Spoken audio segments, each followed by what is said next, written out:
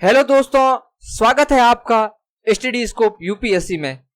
कल हमने दबाव समूह से संबंधित कुछ प्रश्नों को यहाँ पर देखा था। इसके बचे हुए प्रश्नों को हम आज के वीडियो में डिस्कस करेंगे। तो चलिए शुरू करते हैं। हमारा पहला प्रश्न है कि भारत में नीति निर्माताओं को प्रभावित करने के लिए किसान संगठनों द्वारा उपयोग किए जाने वाले तरीके क्या हैं और ये तरीके कितने प्रभावी हैं। इस प्रश्न में पूछा गया है कि जो किसान संगठन है वो नीति निर्माता है, उसको प्रभावित करने के लिए कौन कौन से तरीके अपनाते हैं, किन किन तरीकों से जो नीति निर्माता है उनको प्रभावित करते हैं।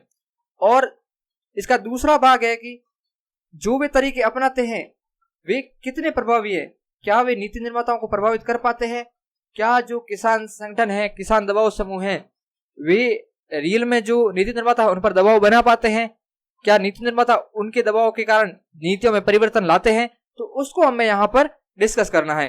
तो इस प्रश्न के हम यहाँ पर दो भाग देख पा रहे हैं। अब हम इस प्रश्न की शुरुआत कैसे कर सकते हैं।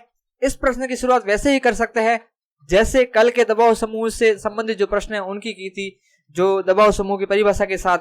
अब हम यहाँ पर बता सकते हैं दबाव समूह जो लोगों का समूह होता है जो अपने हित के लिए या फिर अपने संगठन के हित के लिए सरकार पर दबाव बनाने का कार्य करते हैं, या राजनीतिक जो नीति निर्माता है उनको प्रभावित करने का कार्य करते हैं। उसके साथ अपने प्रश्न की शुरुआत कर सकते हैं। और यहाँ पर किसान संगठनों से जुड़ा हुआ प्रश्न है तो हम कुछ किसान संगठनों के नाम बता सकते हैं उदाहरण के साथ कि ये निम्न प्रकार के दबाव समूह किसान संगठन से जुड़े हुए हैं। और उसके साथ ही हम थोड़ा सा ये भी बता सकते हैं कि किसान दबाव समूहों की मांगे क्या क्या होती हैं, कि वे किन मांगों के लिए संघर्षरत होते हैं या कार्यरत होते हैं, जैसे कि कृषि उत्पादों की खरीद से संबंधी या उर्वरक संबंधी मांग से लेके या बिजली शुल्क से संबंधित मांग से लेके इस प्रकार की जो कुछ मांगों के बारे में भी हम यहाँ पर बता सकते हैं। अब मेन बॉडी में हमें क्या लिखना है, वही जो प्रश्न की मेन डिमांड है। पहला कि भारत में नीति निर्माताओं को प्रभावित करने के लिए किसान संगठन कौन कौन से तरीके अपनाते हैं। तो जैसे कि यहाँ लिखे हुए हैं, राजनीतिक दलों का समर्थन करके या फिर उसका विरोध करके। जैसे कुछ दबाव समूह होते हैं वो राजनीतिक दल हैं या फिर जो नीति निर्माता हैं उन पर दबाव बनाते हैं उनके विरोध में कि भाई आप हमारे अकॉर्डिंग कार्य कीजिए, या जो आप जो नीति लेके आए हो वो नीति हमारे लाभ के लिए नहीं है, हमारे हित के लिए नहीं है, तो आप उस नीति को वापस लीजिए।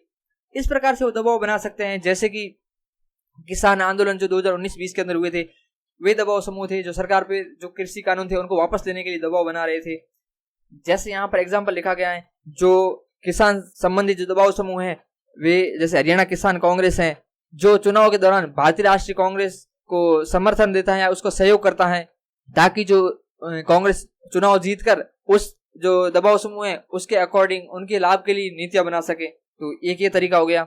दूसरा क्या तरीका है, किसान जो दबाव समूह है वो भारत बंद जैसे आंदोलन का आयोजन करते हैं जिससे जो नीति निर्माता है उन पर दबाव बन पाए कि जो इन किसान समूहों की मांगों को जल्द से स्वीकारा जाए या फिर आपकी जो नीति है उसमें चेंजेस लाए जाए।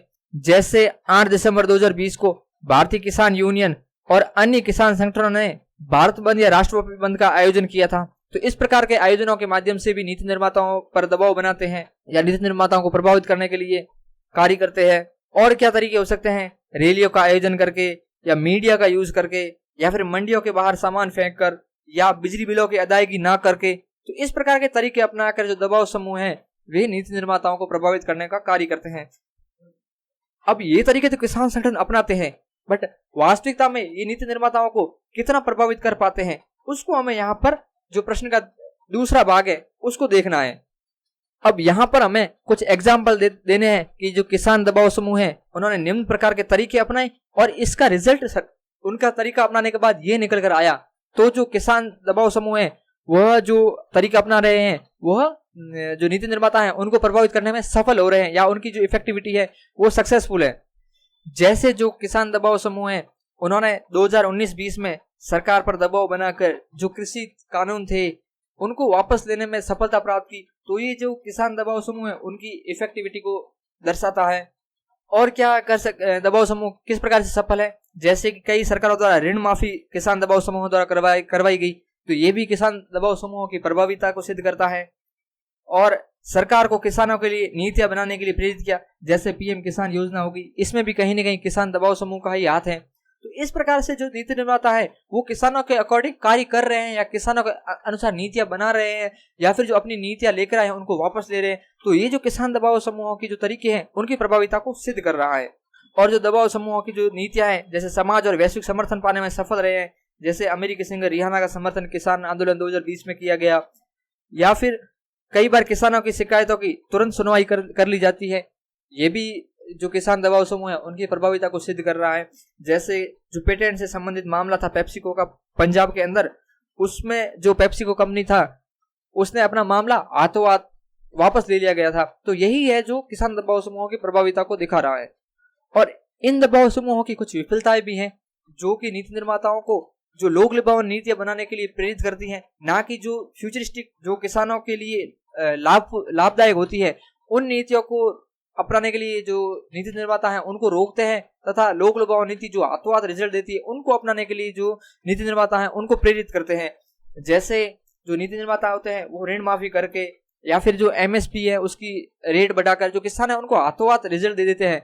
वो जो किसानों के लिए जो इंफ्रा पर खर्च होना चाहिए, जो आधारभूत संरचना का विकास होना चाहिए, उस पर जो है पैसे खर्च नहीं करते हैं, क्योंकि जो उसका रिजल्ट है वो कई समय के बाद दिखाई देता है। जबकि जैसे ऋण माफी जैसे जो कदम होते हैं वो हाथों हाथ रिजल्ट दिखाते हैं, जिससे जो किसान दबाव समूह है वो शांत हो जाते हैं और सरकार की भी वाहवाही हो जाती है।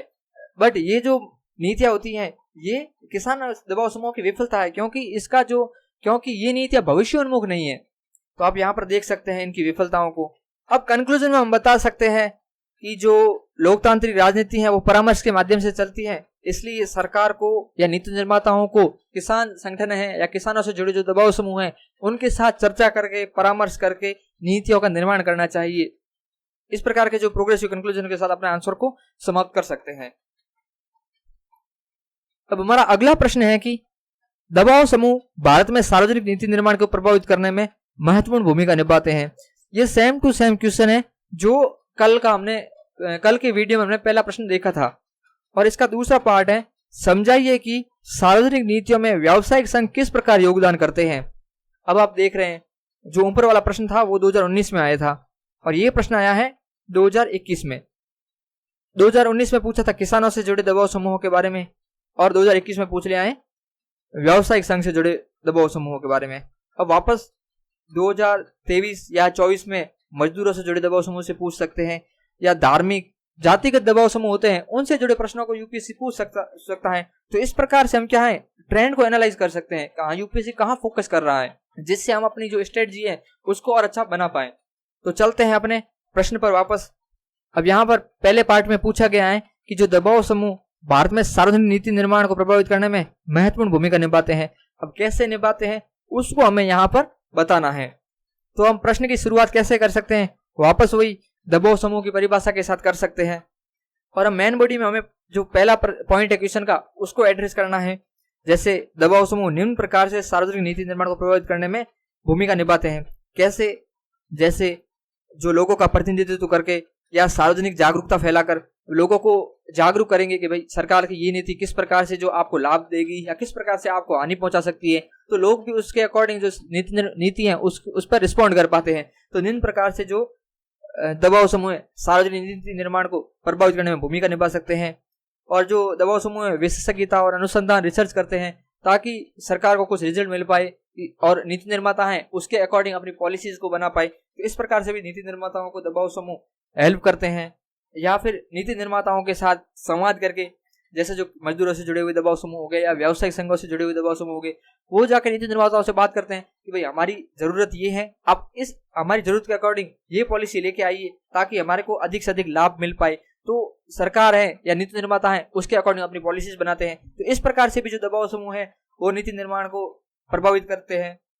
इस प्रकार के आप अन्य पॉइंट को भी यहाँ देख सकते हैं, जैसे कि कानूनी कार्रवाई की सहायता से दबाव समूह नीति निर्माताओं को प्रभावित करने में भूमिका निभा सकते हैं। जैसे कि जो नाज फाउंडेशन है उन्होंने एलजीबीटीक्यू से संबंधित मुद्दों को सामने लाने में भूमिका निभाई।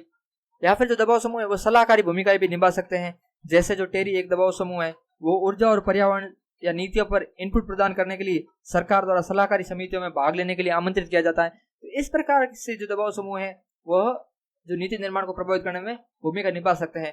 आप यहाँ पर प्रत्येक पॉइंट के साथ एक एग्जाम्पल देख सकते हैं। तो इस प्रकार के एग्जाम्पल के साथ आपके पॉइंट को वैलिड बनाना बहुत ज्यादा जरूरी होता है। हम ऐसे ही पॉइंट लिख देंगे लेकिन उसकी जो इफेक्टिविटी होगी वो बहुत ही कम होगी एग्जामिनर के सामने, अगर जब तक हमने उसके साथ कोई एग्जाम्पल पुट नहीं किया है। तो आप इस प्रकार के एग्जाम्पल को है आप यहाँ से अपने नोट्स में लिख सकते हैं। और इस प्रश्न का दूसरा भाग था कि जो सार्वजनिक नीतियों में व्यावसायिक संघ किस प्रकार से योगदान देता है। आप यहाँ पर देख सकते हैं, समझाइए कि सार्वजनिक नीतियों में व्यावसायिक संघ किस प्रकार से योगदान करते हैं। तो आप यहाँ पर देख सकते हैं इन पॉइंट्स को, जो नीतियां हैं उन पर चर्चा करके, बहस करके, सेमिनार आयोजित करके जो सार्वजनिक नीति है उनमें योगदान दे सकते हैं, या कि सार्वजनिक नीति किस प्रकार से बननी चाहिए, या सार्वजनिक नीति जो बन रही है उसमें क्या कमियां हैं, सरकार को क्या चेंजेस लाने चाहिए। तो इस प्रकार से जो व्यावसायिक संघ है वो जो सार्वजनिक नीतियां हैं उनमें योगदान दे सकते हैं। आप प्रत्येक के साथ यहाँ पर एग्जाम्पल देख पा रहे हैं, जैसे कि जो नीति निर्माण और सरकार के साथ जुड़कर विचार और सुझावों को व्यक्त करके नीतियों को प्रभावित करना, जैसे जो भारतीय उद्योग परिसंघ करता है, और विभिन्न क्षेत्रों और उद्योगों की शिकायतों और मांगों को सरकार तक पहुंचाना, जैसे कि जो इंडिया मैन्युफैक्चरिंग ऑर्गेनाइजेशन है वो मध्यवर्गीय व्यवसाय से जुड़े हुए मामलों को सरकार तक पहुंचाता है। और भी पॉइंट आप यहाँ पर देख सकते हैं, जो रिसर्च करके, जैसे जो इंडियन फार्मास्यूटिकल जो अलायंस है वह जो फार्मास्यूटिकल है उससे संबंधित जो रिसर्च वगैरह करके सरकार को बताता है कि व्यवसाय संघ है उसको किस टाइप की नीति की जरूरत है। तो उस प्रकार की सार्वजनिक नीति जो नीति निर्माता है वो बना पाते हैं, और फीडबैक मैकेनिज्म के माध्यम से बता सकते हैं कि भाई जो आप नीति लेकर आए हो ये सार्वजनिक नीति है, उसमें निम्न कमियां हैं, या इन निम्न कमियों को आप निम्न प्रकार से दूर कर सकते हैं। तो इस प्रकार जो व्यावसायिक संघ है वो सार्वजनिक नीतियों में योगदान प्रदान करते हैं। आप यहाँ पर वीडियो को पॉज करके यहाँ पर एग्जाम्पल के साथ पॉइंट्स को पढ़ सकते हैं। कंक्लूजन में हम यहाँ पर ये बता सकते हैं कि जो नीति निर्माताओं के साथ सक्रिय रूप से जुड़कर आर्थिक और व्यावसायिक विकास का समर्थन करने वाली नीतियों की वकालत करके जो व्यावसायिक संघ से जुड़े हुए दबाव समूह हैं वह देश की जो आर्थिक गति है या जो देश का विकास का इंजन है उसको गति प्रदान करने में योगदान दे सकते हैं। तो हमने यहाँ पर दबाव समूह से जुड़े हुए जो बचे हुए प्रश्न थे उनको यहाँ पर देख लिया है। कल हम एसएचजी से संबंधित प्रश्न है उनको यहाँ पर देखेंगे। आप ये पीडीएफ जो मेरा टेलीग्राम चैनल है स्टडी स्कोप यूपीएससी यहाँ से प्राप्त कर सकते हैं। वीडियो को अंत तक देखने के लिए धन्यवाद। जय हिंद, जय भारत। मिलते हैं कल।